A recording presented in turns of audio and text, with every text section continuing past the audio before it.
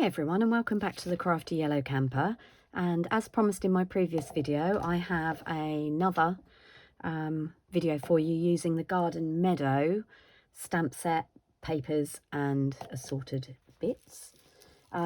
This is the stamp set in case you haven't watched my previous video, or in case, which is highly likely, I upload them in the wrong order. This is the stamp set. These are the dies. There are some dies missing off here because I've got the die for the wheelbarrow, the watering can and the Wellington boots with my cut and emboss machine, but they're edge dies that cut out the shape.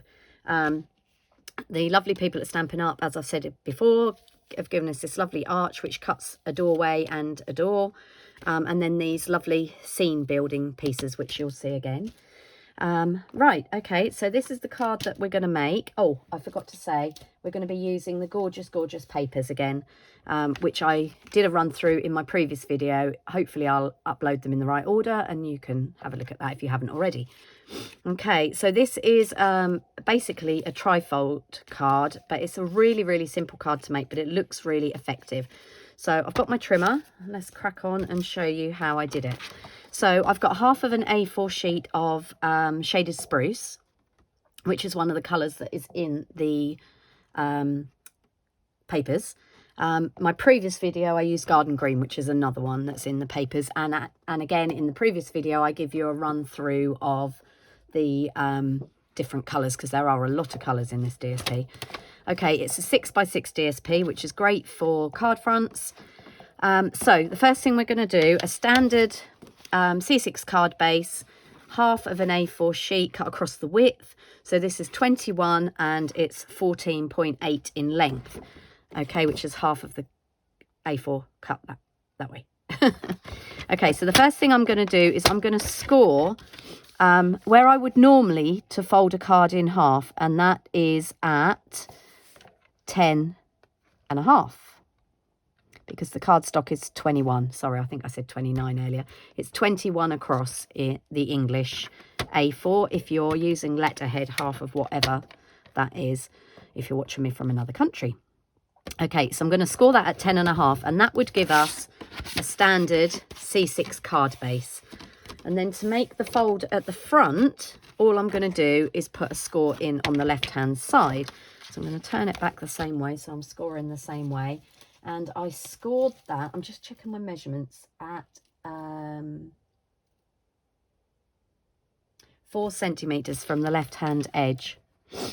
Okay, so that's our 4 centimetre mark. And again, I'm just scoring that. And then that piece is going to be folded backwards. So let me just take my trimmer out of the way, grab my bone folder. So that's our standard folded in half. And then this piece is going to be folded backwards, and I like to burnish it on the top and then open up the card and burnish inside so it's not bouncing about all over the show. Okay, so that's our basic fold. Okay, so then what I've done is I've used a piece of these lovely papers, and I'm just going to grab a piece out. Now I've used this piece that's got the oxeye daisies on for this card. So let's choose a different piece. Which piece shall we have? I think we're going to go for this piece because that's a nice scenery. This makes me think of tulips. Okay, so what we need to do is we need to cut a piece of cardstock that's going to fit on this flap here, but we also need a piece that's going to fit on the back there, because when we stand the card up you're going to see that piece there as well as the piece that I've used inside. So I'm using one piece, and the first cut that I'm going to make is going to go on this piece here, this section. The second cut's going to go on this piece, and the piece that we've got left over is going to go in the middle. So I'm just checking my measurements because I want to tell you the right thing.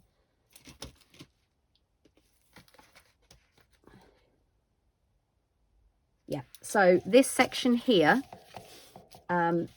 is 6 centimetres wide by 14.3. Now, I want to have a bit of a border all the way around, but if you wanted to have that length there, you wouldn't cut this down. So I'm just going to take a tiny bit off the bottom of this one because I want to have the whole of the tree in, and I want that to measure 14.3. Let's just measure it and see.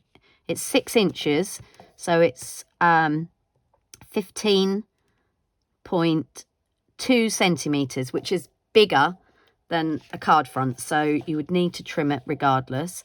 But if you wanted to have it the same height as the card front, you would only trim it to 14.8, whereas I'm going to have a border all the way around, so I'm going to trim mine at 14.3. Okay. And then what I'm going to do is I'm going to trim off, so it's the right height now for what we need in the card. So I'm going to trim off that 6 centimeter section, and that is going to tuck in there. And then this front panel is only 4 centimeters, so we want that at 3.5. Make sure the paper's level. So that bit is going to go there. And then this piece we've got left, we're going to use to decorate the inside of the card. That's going to fit in there. And I've got a piece of basic white that is going to go over. So that is going to fit. Now this is the right size to fit top to bottom on this piece of cardstock, because the inner section for my card is 14.3 long, because it's going to leave us a small green edge. And you can see that it is very slightly longer. It is literally a slither, or sliver I should say, snake's slither. This is a sliver.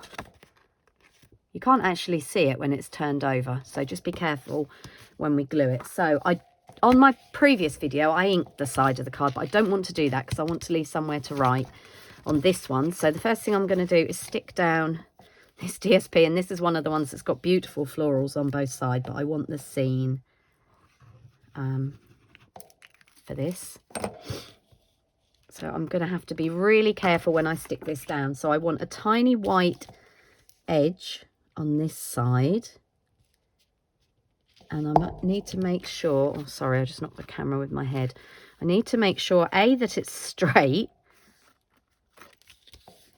and B, that it's level with at least one edge of the card, which is there. And you can see there is literally a tiny piece there. So I'm just going to bring my snips in because I don't want that hanging over the bottom. And I'm using the bottom of our piece of basic white as a line to cut to. And this is the beauty of these snips, because they are very fine points. And we're just going to trim that off there so that's not sticking out of the edge. Okay, just going to put my snips away. And then you can see it is literally just a tiny sliver. Oh my goodness me. Snake slither. I cut off a sliver. And then we're just going to glue that into the inside of our card. And again, we want to make sure that we've got an edge all the way around that's equidistant. So I'm too high at the top. The beauty of Tombow. Oh, come on, Julia. Sorry, I talk to myself when I'm trying to work things out. There we go. Okay, so we've got a border each side there. Okay, now we can deal with these pieces. So this piece is going to go on our flap here, and this piece isn't going to go there because that's going to be the inside of the card. So be very careful that you don't open up your card and automatically do that, because you'd be in the wrong place. So this piece is going to go on this section here.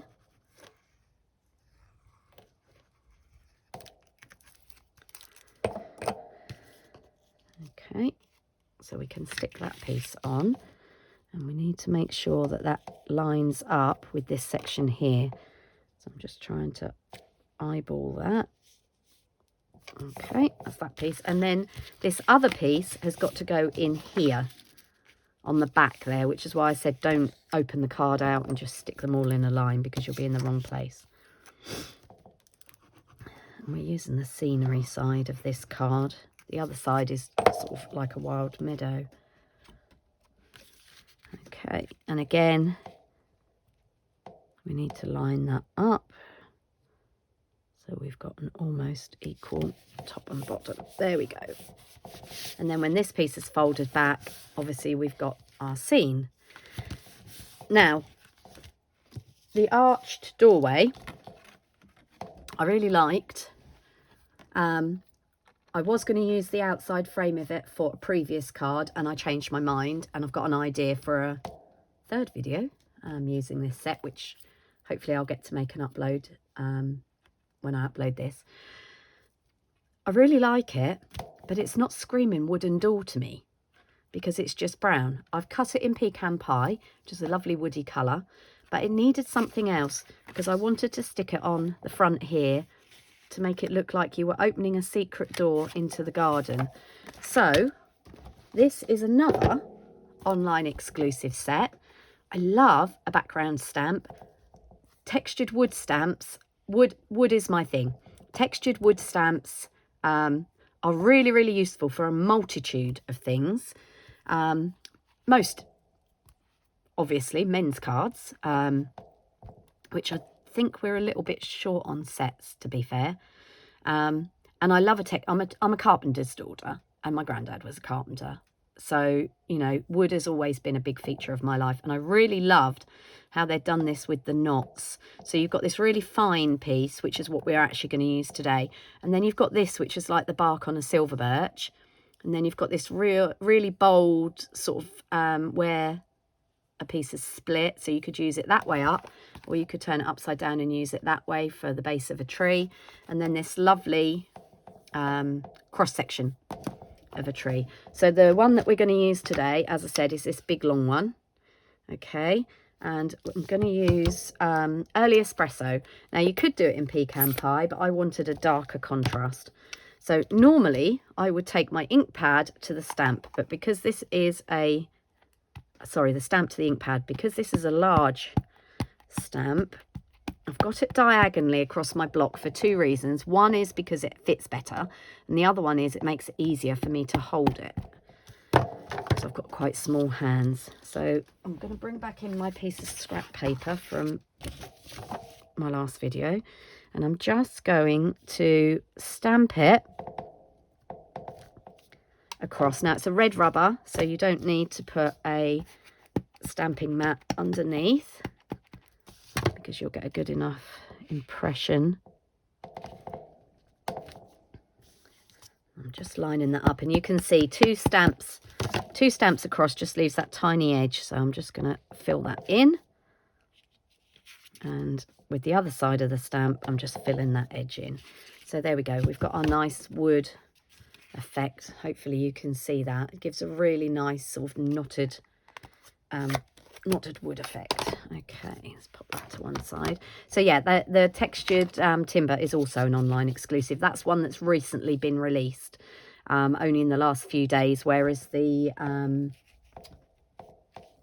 Garden Meadow has been available for a little while. I think sometimes as demonstrators we get sent information about the new online exclusives, but if you're a customer of mine or a customer of anybody else, unless they're pointed out to you, I think sometimes they can be easily missed. If you go on to the Stampin' Up website, there's a drop down menu and there is a section that says online exclusives, and it's always worth having a look in there. So don't always think that the only products that are available are those in the catalogue.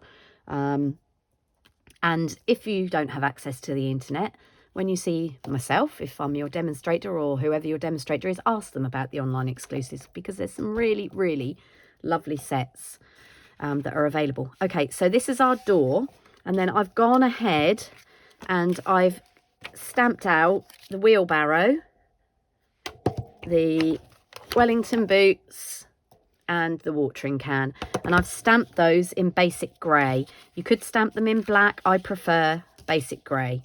And then we're going to do a little bit of colouring. So I'm bringing in my watercolour pencils. Again, these are something that I think have been a little bit overshadowed by the blends. And the blends are lovely, and they're really fantastic to colour with. Get a really good saturation of colour on your cardstock, and they're available in lots of beautiful colours. Great for doing detailed work because you get two of each colour, one lighter, one darker.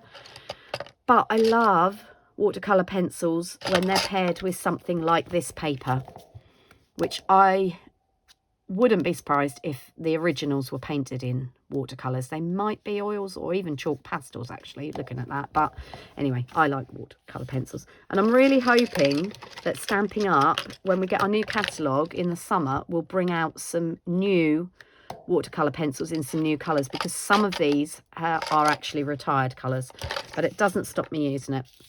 So what I'm going to do is I'm going to colour in these using my watercolour pencils, and then I'm going to show you a blending technique. So first of all, I wanted some yellow. I've got a Daffodil Delight, but I wanted to use the colours that were in this paper, and the yellow in the paper is crushed curry. So I'm just going to use my crushed curry pencil. Now, I've had to sharpen my pencils, and I don't like them when they've got a point on. So some people would probably say it's wasteful, but I like to scribble a little bit off the end of the point or not sharpen them too much. So I think they give a nicer spread when you haven't got a scratchy point. So I'm just going over these. I'm not, as you can see, I'm not being particularly careful with where I'm putting the colour, just adding some colour. And then for the leaves, I'm pulling out my garden green. And again, I'm not being that particular about where I put the colour, just, you know, colouring roughly where I want it, and you'll see why in a minute. So I'm going to show you another alternative to blending these. Oops, I nearly coloured in the edge of the wheelbarrow there. So do have to pay a little bit of attention when you're colouring. And I'm just adding in my garden green to those leaves that are in there. Okay, so I think that's all of them. And then I wanted to add some of this, some of these other colours. So the pink is is that Flirty Flamingo? Let me just consult the paper. Balmy Blue, Basic Black, Blueberry Bushel, Cherry Cobbler, Crushed Curry, Fresh Freesia. And there isn't a pencil in Fresh Freesia because that's one of the newer colours. Garden Green, Granny Apple Green, Highland Heather, Lemon Lime Twist, Melon Mambo, Night of Navy, Orchid Oasis is a newer colour, Pecan Pie is a newer colour, Petal Pink is a newer colour. So, but what I have got in here is Gorgeous Grape, which is a retired one.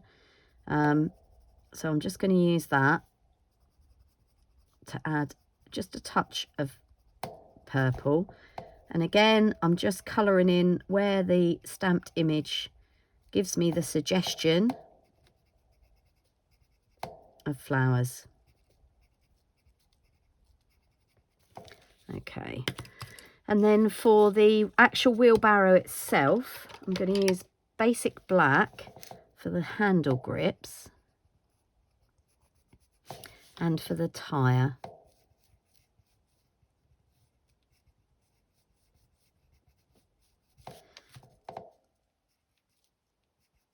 And I'm colouring in the direction that the wheel would go, just purely because I find it easier to blend if it's sort of in the right place to start with.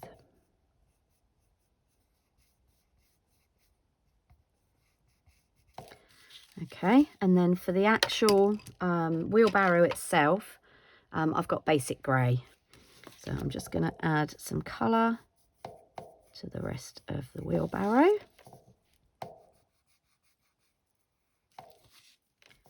Making sure that I've got all the bits of the legs and the supports. You can see how quick this is. I don't know about you, but I find colouring quite therapeutic. Okay, so that's the edge, and that's the edge of the wheelbarrow there, and the edge there. Now we don't get white wheelbarrows, so I'm going to have to... I've only ever seen a green wheelbarrow, a black wheelbarrow and a metallic wheelbarrow. Wouldn't it be nice if they made them in funky colours for lady gardeners or men that like bright colours? Wouldn't it be great to get a bright purple wheelbarrow or a pink wheelbarrow? Perhaps I should suggest it to some wheelbarrow suppliers. Okay, obviously you can colour your wheelbarrow whatever colour you want, but those are the colours that I've used.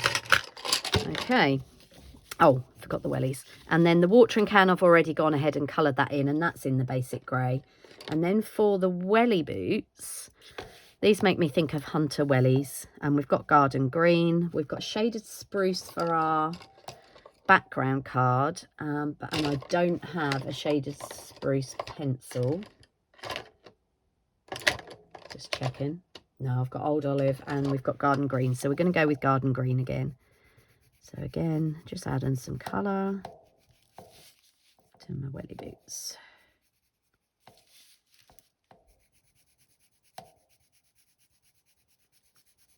I personally don't own a pair of hunters, but I know a lot of people that do. I don't know about in the United States or anywhere else, but in the UK, hunters are the Wellington of choice. The desirable Wellingtons.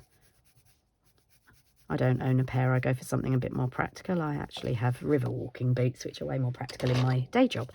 Okay, so I've coloured that all in, and I could just leave it like that, but I want to blend it. So I have two secret weapons when it comes to blending, and I'm going to show you both.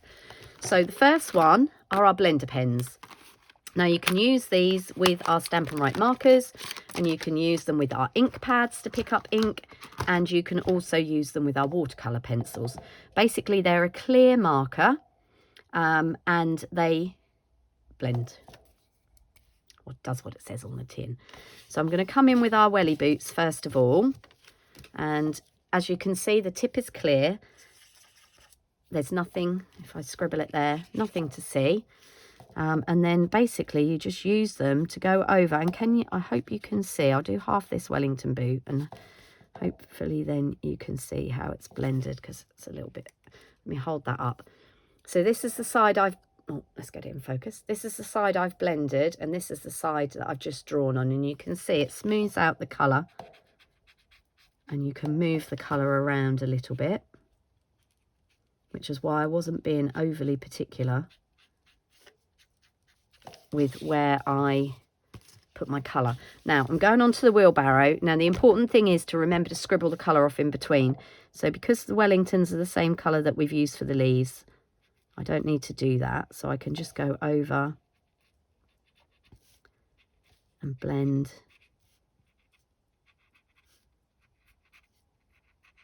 colour. And as I said, it just smooths the colour out and enables you to move it, which is really good when you're using basic white. Watercolour pencils are meant for using with either a blender pen or an aqua blender, but you don't want to put too much water onto basic white cardstock. You either need watercolour paper if you're going to use water to blend, or our shimmery white holds up a little bit better with water on it. But this is a good, you can see the colour coming off there. This is a good in between. So I've scribbled off the colour, and now I'm going to go in. So we've done our wellies. If you don't scribble off the colour, you'll end up adding whatever the colour was you used last to where you're blending. So I'm just going over this basic grey, and you need a gentle touch. You don't need too much on there. So I'm just doing all the areas we went over with the basic grey. Now, the next colour we used was basic black, so I'm not going to scribble my pen off. I mean, I can scribble it there, but obviously black is darker than grey, so I don't need to scribble that off. So then I'm just going to come in and sort that tire out. Now, what I wouldn't want to do would be to go back over the watercolour pencils over the grey section, because obviously, as you'll see in a minute, I've got black on there. Okay, so that's that technique.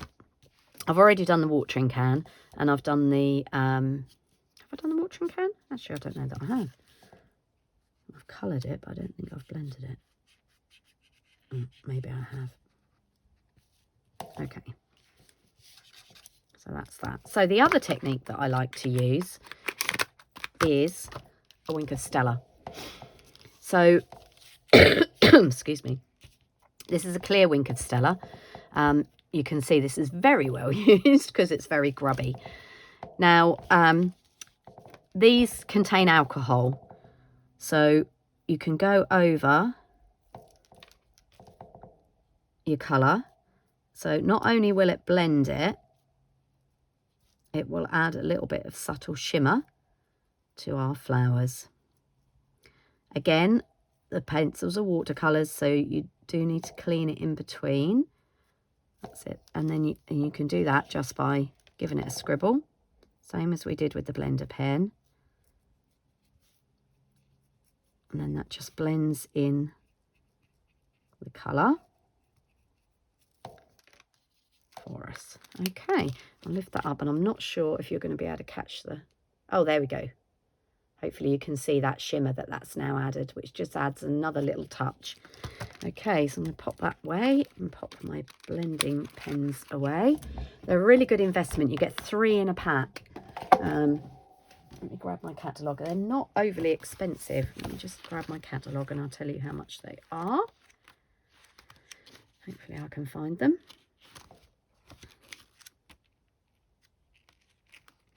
Right, so the Wink of Stella pen is £7.50, and it lasts for ages. And the blender pens, if I can find those, where are they? Blending brushes, water painters.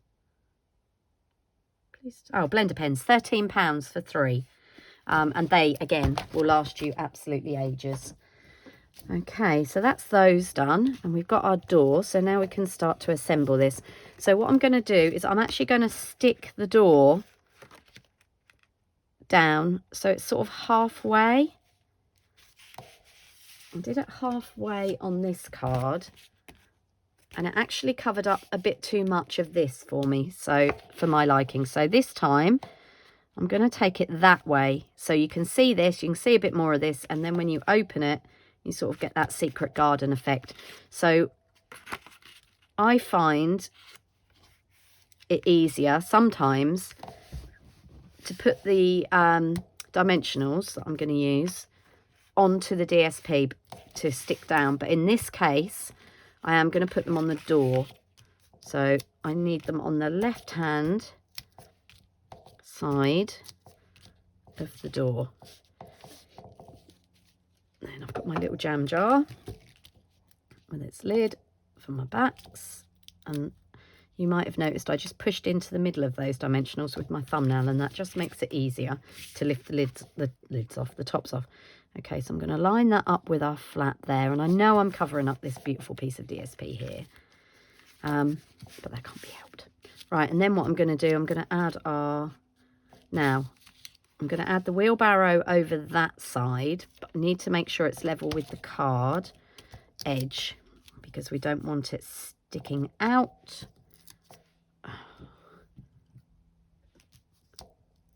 Of the side. Okay, so again, thumbnail, oh, you can't see what I'm doing, can you? Thumbnail into the middle, and that then helps me flick the tops off. You can get the tops off with your scissor blade or with a pokey tool. I just find this the easiest way. Okay, and we are going to add that. Again, make sure it doesn't go over the edge of the card, and make sure the wheel is on the ground. We've got the leg, we've got the wheel. The wheel wouldn't be up in the air like that. Well, it might if you tipped it over, but, you know, in reality, the wheel would be on the ground. And then we've got our watering can and our welly boots. So I'm just going to flip those over and add a dimensional onto the back of each of those. And I think we're going to stand our watering can. Where shall we go? Watering can in between the wheel and the leg of the wheelbarrow. And then the welly boots can sit there. So I've done it very slightly different to the last card. If I bring the last card back in, hopefully you can see. So this one, I've got the door more to the left of the card, but I didn't like the fact it covered up this DSP and the DSP there, so I've moved it over. And on this one, I've got the watering can and the welly boots the other way around, but it's a similar thing. And then when they stand up, obviously, you'll get to see that. Now, The reason I haven't inked this section here is because you could write in this section. There is room, I think. Let me bring the stamp set back out. There would be room for the hello. There would be room for the every day is a fresh, oh sorry, off the screen. Every day is a fresh start. You wouldn't get these unless you, so this is the thinking of you. You could punch a tag and go in there. Yeah, I mean, you could even pop the little birds down there. In fact, let's do that, shall we? Let me just grab a block. Okay, so I'm going to stamp those in pecan pie. That matches our door. I wouldn't normally advocate stamping on something after you've stuck it in case we mess it up, but there you go. That's the little birds on that one, and just stamp that off so I don't get too much on my chamois when I clean them. And what shall we have on this one? Oh, the little basket of flowers would fit. That will be nice. Those sort of hollyhock flowers will look quite nice. Another block. Obviously we don't want to do these in pecan pie because they'd look like dead flowers, and that's not what we want. So I'm going to bring back in my basic grey.